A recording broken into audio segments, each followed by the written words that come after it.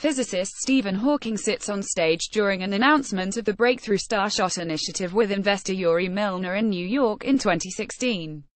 Lucas Jackson for Reuters. As soon as physicist Stephen Hawking's doctoral thesis became available online, thousands of people immediately downloaded it, so much demand that it crashed the website on which Cambridge University had posted it.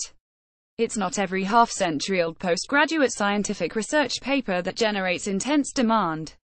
But this one, in a win for scholarship, physics and knowledge for the sheer joy of knowledge, is sizzling. Properties of Expanding Universes, which Hawking wrote when he was a 24-year-old graduate student in 1965, long before he became one of the world's most famous scientists, is now available to all, with its faded typewriter keystrokes and scrawled handwriting.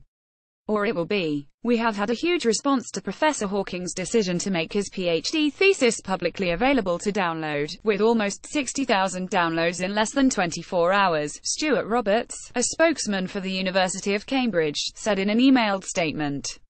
As a result, visitors to our open access site may find that it is performing slower than usual and may at times be temporarily unavailable. Instead of illumination, researchers, students and the simply curious who try to read it on the university's Apollo Open Access digital library are left with this site can't be reached, the connection was reset. Try checking the connection, checking the proxy and the firewall, running Windows Network Diagnostics _connection_reset. A page from Stephen Hawking's PhD thesis. Image courtesy of Cambridge University. All Cambridge PhD students will now be required to submit an electronic copy of their doctoral work for preservation, and the university hopes to encourage many to allow that work to be open access so that other scholars can build upon it. They hope graduates will follow Hawking's lead and allow access to their work, as well.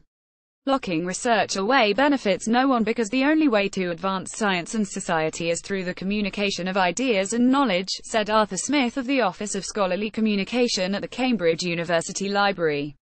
I hope to inspire people around the world to look up at the stars and not down at their feet, to wonder about our place in the universe and to try and make sense of the cosmos, Hawking said in a written statement. Anyone, anywhere in the world should have free, unhindered access to not just my research but to the research of every great and inquiring mind across the spectrum of human understanding. Each generation stands on the shoulders of those who have gone before them, just as I did as a young PhD student in Cambridge, inspired by the work of Isaac Newton, James Clerk Maxwell and Albert Einstein.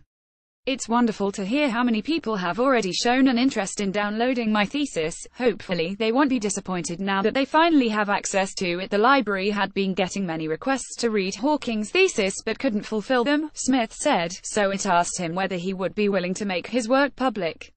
Within a day, that page on the Apollo website had more than 400,000 views. As the university works to improve the page load time of the repository, which typically handles only a fraction of that traffic daily, Smith reflected, it's been a phenomenal 24 hours. What else are people clamoring to read? There's interest in everything from shuttlecocks to bubbles to manga.